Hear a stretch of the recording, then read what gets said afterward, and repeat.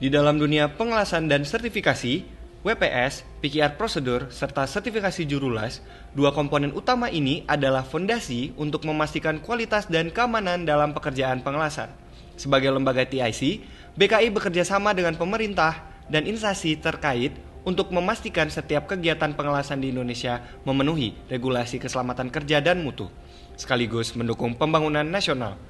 Melalui panduan WPS dan PKR serta sertifikasi jurulas, PT BKI terus mendukung peningkatan kompetensi tenaga kerja di bidang pengelasan. Komitmen kami adalah memastikan bahwa setiap sambungan las yang dihasilkan memenuhi standar, sekaligus mendukung industri dalam menghasilkan produk berkualitas tinggi. Di episode kali ini, kita akan bersama-sama membahas pentingnya implementasi WPS dan PKR serta sertifikasi jurulas pada industri saat ini. Lantas, apa peran BKI sebagai perusahaan TIC? Simak di Win the Ocean Podcast bersama saya, Yafi.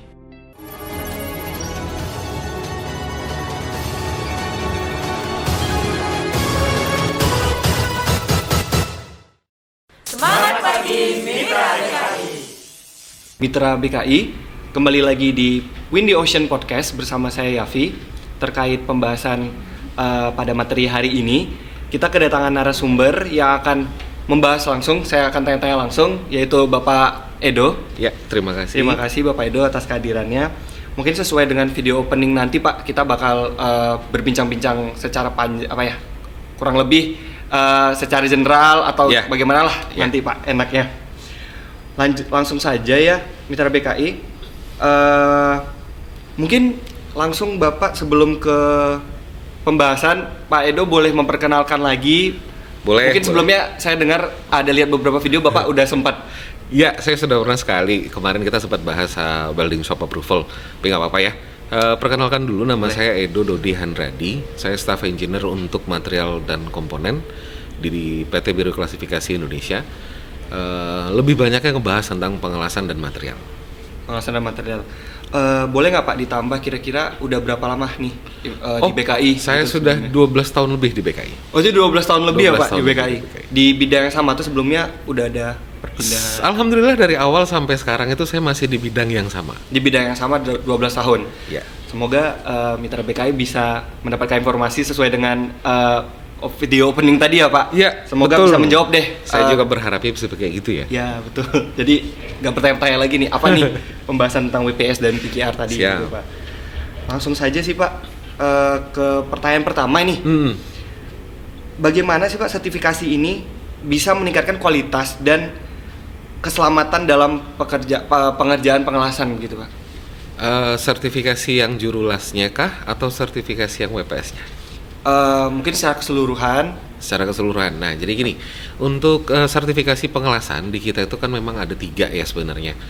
Di awal kita kemarin udah bahas dengan welding shop approval. Nah, sekarang ini kita masuk ke bagian yang menjadi penentu untuk si welding shop approval-nya, yaitu adalah WPS PKR dan juga terkait dengan jurulas. Kita mungkin akan lebih banyak bahasnya nanti tiktokan antara WPS dengan jurulas. Intinya WPS dan jurulas ini kenapa harus disertifikasi? Karena kita mau memastikan kalau misalnya kita ada sebuah pekerjaan nih, tidak ada prosedur, akhirnya kan nanti pekerjaannya jadinya kan berantakan ya, nggak sesuai ya. Makanya nanti kita mintain nih dari galangan-galangan, gimana sih prosedur pengelasan di galangannya. Nah, nanti dari situ nanti kita akan lakukan pengujian. Ada banyak sekali pengujiannya sesuai dengan acuan standar yang kita sudah terapkan di dalam rules-nya BKI. Nanti kita lakukan pengujian. Nah, dari sini nanti hasil pengujiannya akan menentukan apakah prosedurnya qualified atau dia tidak qualified. Lalu, kalau kita sudah punya prosedur yang baik nih, tetapi dieksekusi sama orang yang tidak berkompetensi atau tidak berkualifikasi, maka nanti sama juga kan, kerjaannya juga jadi akan repot lah. Iya. Akhirnya apa? Setelah prosedurnya sudah kita sesuaikan, kita lakukan pengujian terhadap jurulasnya. Nah, nanti jurulasnya itu kita akan lakukan pengujian, lalu kita keluarkan sertifikatnya kalau memang hasil ujinya sesuai. Oh, berarti emang prosedurnya dulu nih Pak, perbedaannya baru si jurulasnya ini kita sertifikasi. Betul. Oh, berarti saya tadi pertanyaannya karena masih bingung nih Pak, wajar. Ya. Mungkin saya kira tadi sama jurulas sama si WPS. WPS-nya, ternyata berbeda. Beda. Nah, Sertifikasi ini itu fungsinya adalah sebagai assurance-nya kita atau sebagai Jaminan. garantinya kita nih, Garanti, oke. bahwa prosedur sudah sesuai, lalu nanti akan dieksekusi sama jurulas yang juga sudah berkualifikasi. Nah, jadi kita dari BKI itu memastikannya dari segi prosedur dan juga pelaksana pekerjaan. Berarti mitra BKI singkatnya itu prosedurnya sudah oke dan yang mengeksekusinya juga sudah terjamin ini, Betul. sudah paham akan Betul. prosedur yang sudah sudah kita susun dan dia mengeksekusinya juga sudah paham atas Betul. prosedur yang kita susun ya Pak. Betul. Oke, saya cukup paham ya soal itu. Tapi bisa dijelaskan juga nggak sih Pak tahapan sertifikasi yang harus dilalui untuk si yang kita sebut si pengeksekusinya ini Pak? Oke. Nah, si jurulasnya itu cara mensertifikasi itu sederhana ya. Pertama pasti semuanya bermulai dari permohonan. Nanti itu bisa di-download dari situsnya BKI atau bisa menghubungi kontak person cabang terdekat dan lain-lain. Nanti ada form permohonan yang harus diisi oleh pemohon. Pemohon ini bisa jadi nanti dari sebuah perusahaan atau bisa jadi nanti dari galangannya nih. Dari galangannya langsung. Nanti dari permohonan yang sudah diisi, lalu nanti disertakan list jurulas yang mau kita kualifikasi ada berapa orang.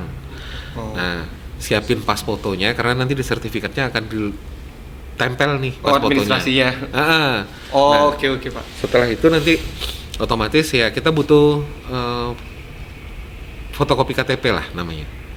Kalau sekarang sih sistemnya kan sudah scan ya, Iya, nggak scan. kayak dulu. Nah, mungkin scan kopi dari KTP-nya jurulasnya. Nah, nanti dari permohonan ini kita akan lakukan administrasi dulu. Setelah itu nanti akan ada pemberitahuan dari surveyor kita nanti ke pemohon bahwa kita udah terima nih datanya nih ada sekian jumlah welder.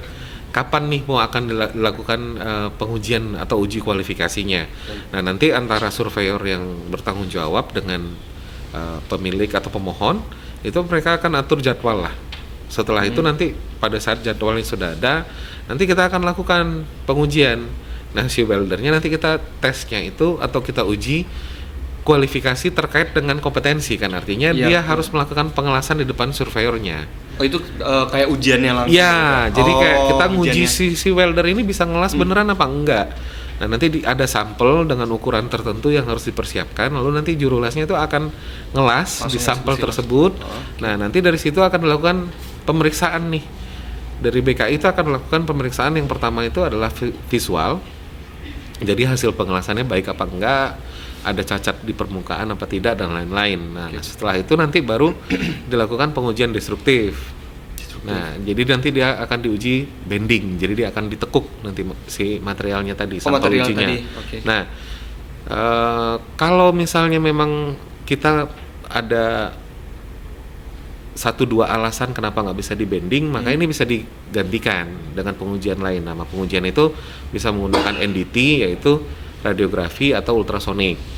Nah, hanya saja nanti untuk pengujian ultrasonik sama radiografi ini tidak berlaku untuk semua proses, karena kalau untuk proses gas metal arc welding dengan menggunakan solid wire atau dengan metal core wire, dia tidak bisa dilakukan menggunakan RT atau menggunakan UT.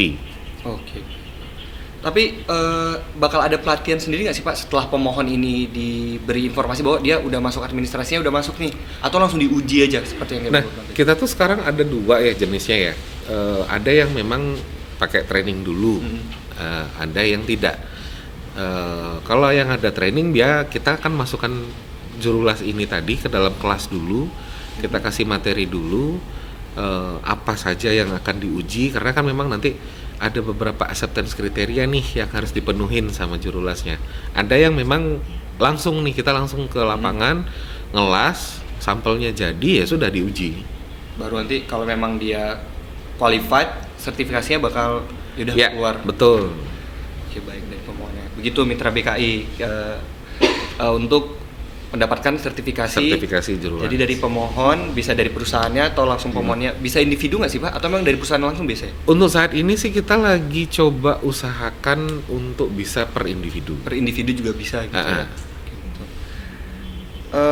Terus mengapa Pertanyaan selanjutnya Pak, mengapa penting untuk menandai arah pengelasan dan posisi pengelasan pada sampel uji? Tadi kan sempat ada Bapak bahas juga tuh. Betul. Di Nah, pengujian. jadi gini, kita tuh akan tahu nanti kalau arahnya itu nggak dikasih tahu, kita jadi nggak bisa membedakan ini tuh posisi pengelasannya apa.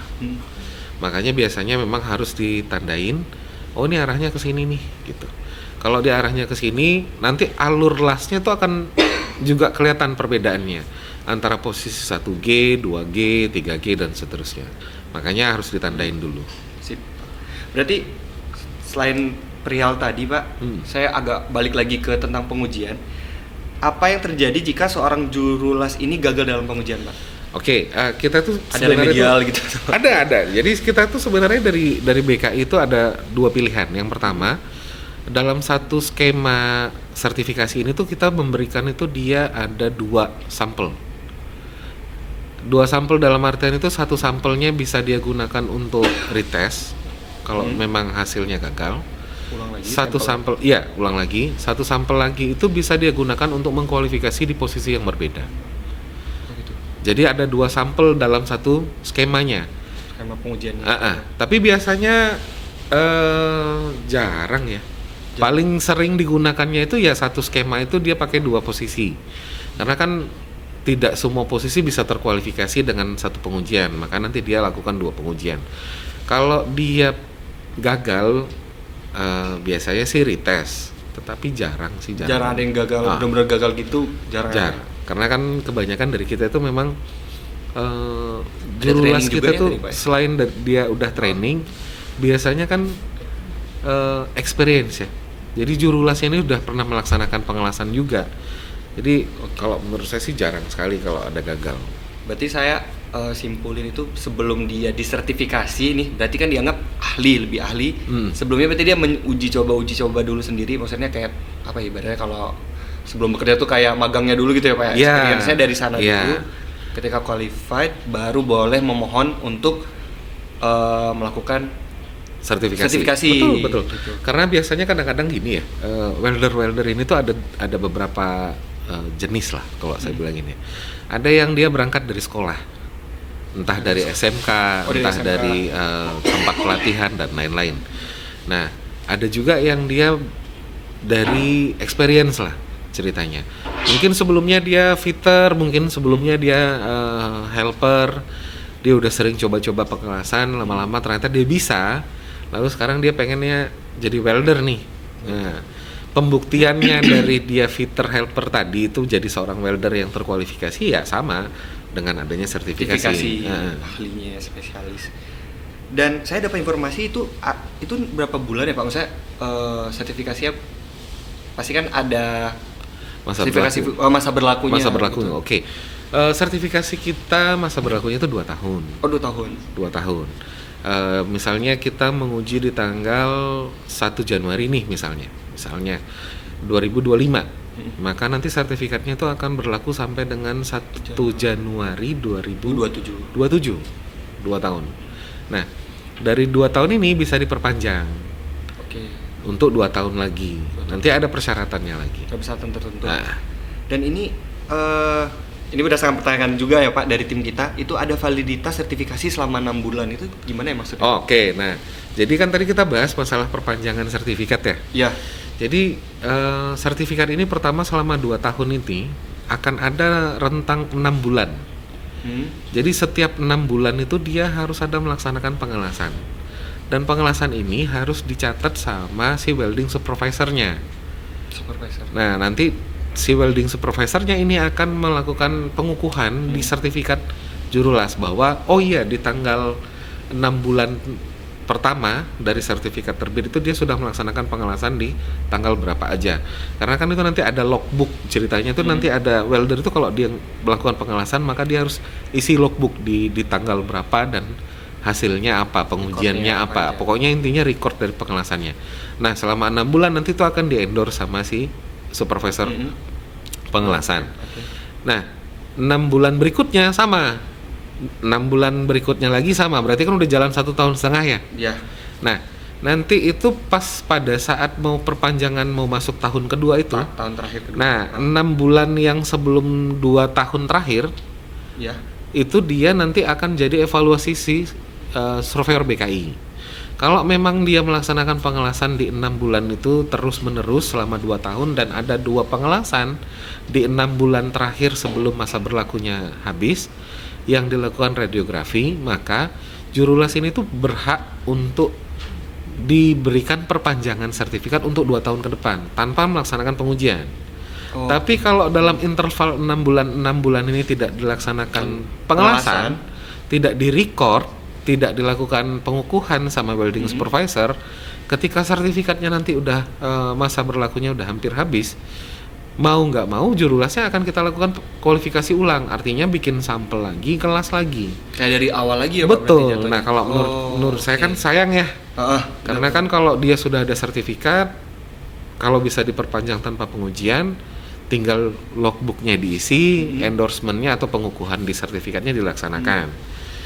Karena kan kalau kualifikasi terhadap manusia pada umumnya kan tidak punya masa tenggang. Ya. Karena kan kayak kita nih SIM apapun SIM-nya, kalau berlakunya adalah 20 Februari, 21 Februari 00 aja sudah dianggapnya sudah tidak berlaku. Hari 21 Februarinya kita datang perpanjangan kan itu udah langsung dibilang Pak ini harus bikin baru. Betul. Nah sama di kita itu juga sama, karena jurulas ini adalah manusia, maka nanti kualifikasinya itu 2 tahun dia tidak punya masa tenggang, artinya itu tidak ada waktu untuk dia melaksanakan perpanjangan. Makanya dimintanya tuh 6 bulan sebelumnya. 6 bulan sebelumnya di 2 tahun kedua. Di tahun kedua terakhir. Nah, jadi di 6 bulan itu harus ada 2 pengelasan.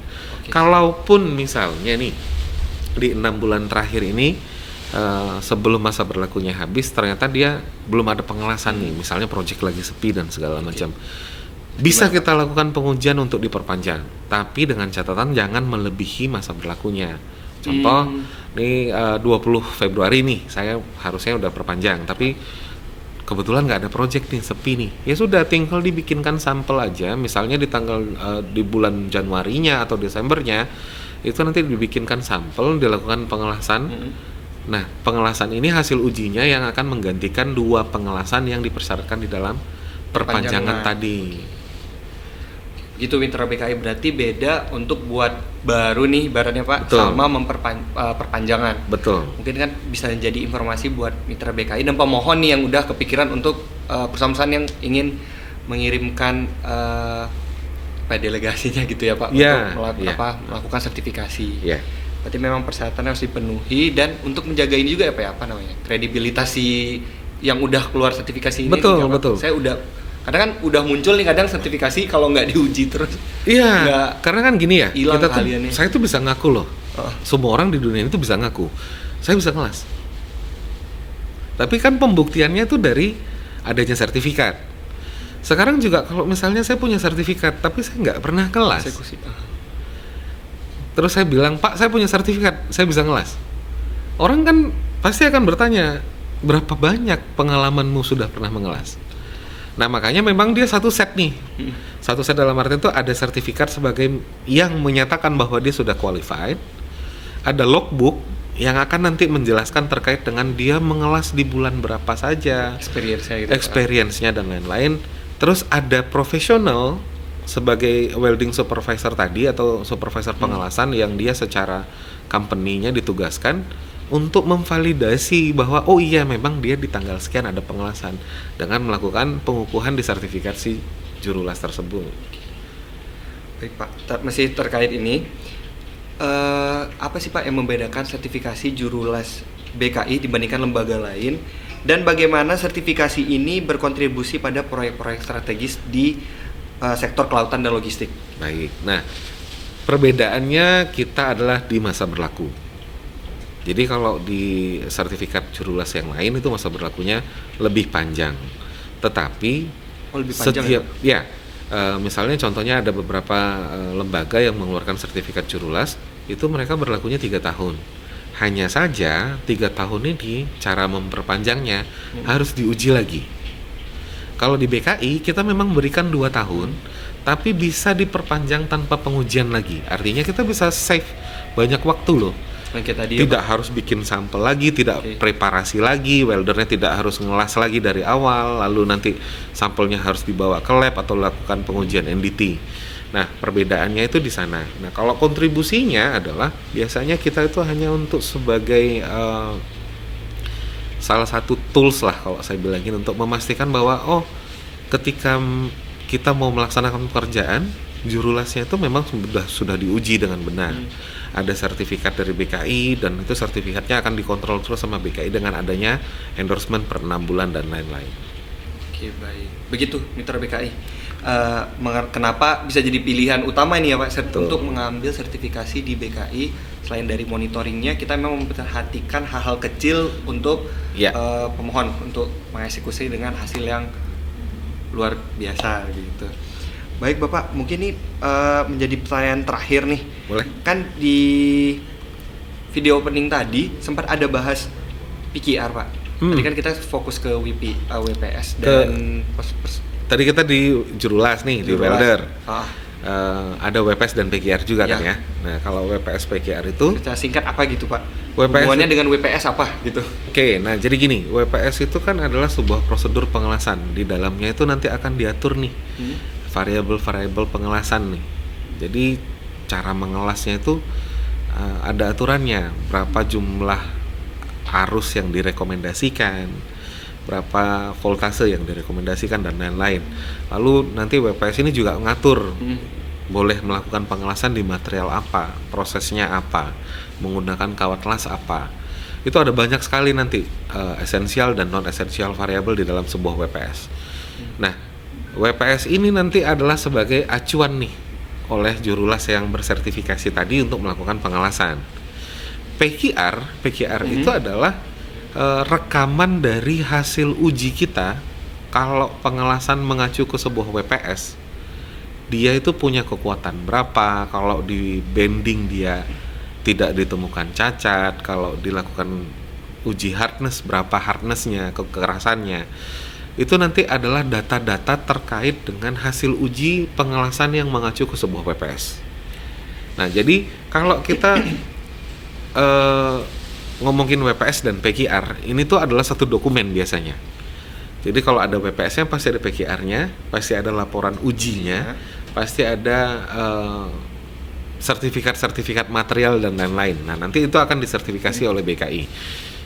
Jurulasnya adalah orang yang nanti harus bisa membaca WPS ini kalau dia akan melakukan pengelasan produksi di lapangan. Karena nanti semua pengelasannya harus mengacu ke WPS-nya. Fungsinya apa? Jadi gini, kalau saya mau ngelas tanpa ada WPS boleh nggak? Boleh aja. Hanya saja nanti saya akan dipertanyakan, berapa sih kekuatan dari hasil pengelasan saya? Bisa jawab gitu. Kalau saya lakukan, berapa sih hardness-nya? Tanpa ada PQR nih, saya nggak bisa jawab kan, karena kan hasil pengelasan saya kalau mengacu ke sebuah WPS, maka nilainya ini harusnya tuh nggak jauh berbeda dengan ada yang di PQR. Nah, jadi itu yang keterkaitan antara WPS, PQR dan jurulasnya. Mungkin Pak ke mitra BKI ini Pak, boleh bisa dijelasin mengapa seberapa penting nih bagi sebuah perusahaan untuk memastikan semua jurulasnya itu tersertifikasi gitu. Oh, itu penting sekali karena saat ini itu jurulas yang berkualifikasi itu akan menentukan berapa lama proyek Bapak. Itu yang paling utama. Kalau jurulasnya tiap hari ngelas, tiap hari repair, tiap hari ngelas, tiap hari repair, kita bisa kebayang dong berapa lama sebuah kapal itu bisa selesai dibangun. Itu yang pertama. Yang kedua, kita juga itu bisa sebagai sarana untuk penentu bahwa ini jurulasnya benar berkualifikasi nggak sih? Karena kan ini akan dilakukan pengujian oleh surveyornya BKI ini. Jadi kalau galangan ngerasa, oke, kita rekrut 100 orang, nanti dari 100 orang silahkan diuji. Ternyata yang lulus cuma 20. Artinya kan kita juga bisa mengecilkan angka yang tadi kan, yang dari 100 ternyata cuma 20 nih yang lulus nih. Jadi ada banyak sekali alasan untuk melakukan sertifikasi jurulas, yang intinya itu pasti akan berperan penting terkait dengan kualitas pada saat proses produksi. Terima kasih Pak Edo. Sama-sama. Dan saya harap kepada Mitra PKI juga bisa menambahkan wawasan nih tentang terkait jurulas dan sertifikasi tentunya. Menjadi awareness buat perusahaan-perusahaan untuk meyakinkan bahwa jurulas ini sudah sertifikasi dan mengikuti aturan-aturan yang sudah ditetapkan. Betul. Seperti itu Pak. Mungkin tadi tuh jadi penutup kita buat hari ini Pak, podcast hari ini. Terima kasih banyak. Sama-sama. Atas informasinya. Nah, untuk informasi lebih lanjut tentang layanan dan jasa sertifikasi jurulas dapat mengirimkan email ke kita di mcd@bki.co.id atau cs@bki.co.id. Betul. Bisa langsung ke sana buat pemohon dan buat perusahaan yang ingin mengirimkan delegasinya untuk mendapatkan sertifikasi jurulasnya ya Pak. Jurulasnya biar lebih mantep lagi. Baik, terima kasih Pak Edo untuk waktunya, sudah bersedia berbagi wawasan di BKI. Sama-sama. Baik, Mitra BKI, terus pantau podcast Windy Ocean Podcast untuk mendapatkan informasi seputar dunia maritim. Dan jangan lupa untuk terus subscribe, like, dan komen. Dan jangan lupa di-share ke teman-temannya, ke grup-grup manapun. Oke, terima kasih.